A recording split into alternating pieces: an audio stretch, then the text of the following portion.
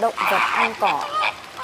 Như chúng ta đã biết, có nhiều loài động vật khác nhau trên hành tinh của chúng ta. Hôm nay, chúng ta sẽ nói về động vật ăn cỏ. Đây là những động vật được cho ăn hoàn toàn bằng thực vật. Nó bao gồm những loài chỉ ăn lá, cỏ, cũng như những loài ăn quả và hạt. Những loài động vật ăn cỏ mà chúng ta thường biết đến như loài voi, ngựa, cừu, dê, linh dương, hươu cao cổ, tê giác, mã.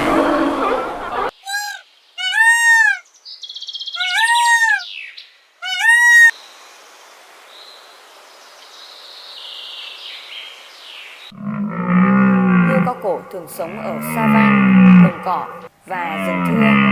Nguồn thức ăn chính của chúng là lá cây keo mà chúng gặm ở độ cao mà hầu hết các động vật ăn cỏ khác không thể tới. Có một điều mà bạn không thể biết đó là lưỡi của hươu cao cổ cũng rất dài, càng gia tăng khả năng trong việc nạp năng lượng hàng ngày. Con voi. Voi là loài ăn cỏ lớn nhất hành tinh. Nguồn thức ăn của voi phụ thuộc vào môi trường sống.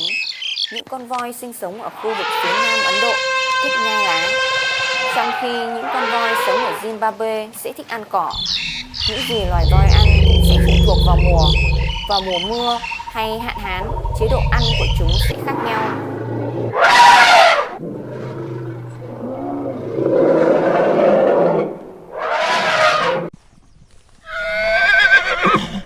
Con ngựa.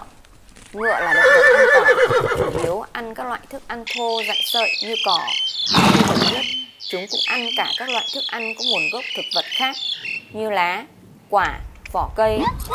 Ngựa là loài động vật không nhai lại, vì vậy chúng chỉ có một ngăn dạ dày. Một con ngựa nặng 450 kg mỗi ngày ăn khoảng 7 đến 11 kg thực phẩm, uống 38 đến 45 lít nước. Con ngỗng. Những con ngỗng được thuần hóa và chăn nuôi như một loại gia cầm để lấy thịt, trứng và lông.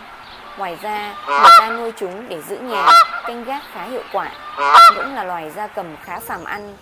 Các loại thức ăn được sử dụng trong chăn nuôi ngỗng gồm thức ăn xanh như rau, bèo, cỏ, củ, quả. Con dê, thức ăn của dê rất đa dạng gồm các loại cây bụi, cỏ trồng, cỏ mọc tự nhiên, các loại lá cây như so đũa, mít, chuối, sầu đâu, keo đậu, dơm bụt, phế phẩm nông nghiệp như rơm, thân cây ngô, ngọn mía, dây đậu, các loại củ, quả như khoai lang, bí đỏ, chuối, thức ăn tinh, thức ăn khoáng.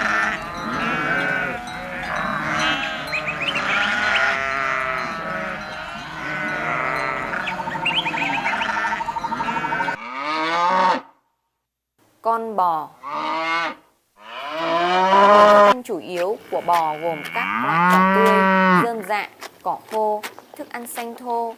Bò là động vật nhai lại, mỗi ngày chúng tiêu thụ một lượng thức ăn khoảng 2,5% khối lượng cơ thể.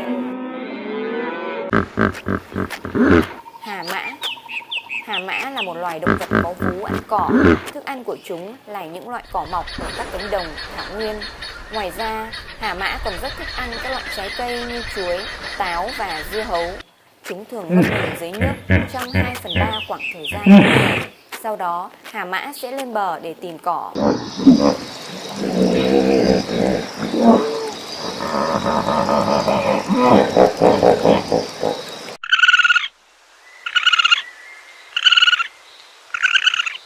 Ngoài ra còn rất nhiều các loài động vật hoang dã như ngựa vằn, linh dương đầu bò, hươu nai, tuần lộc.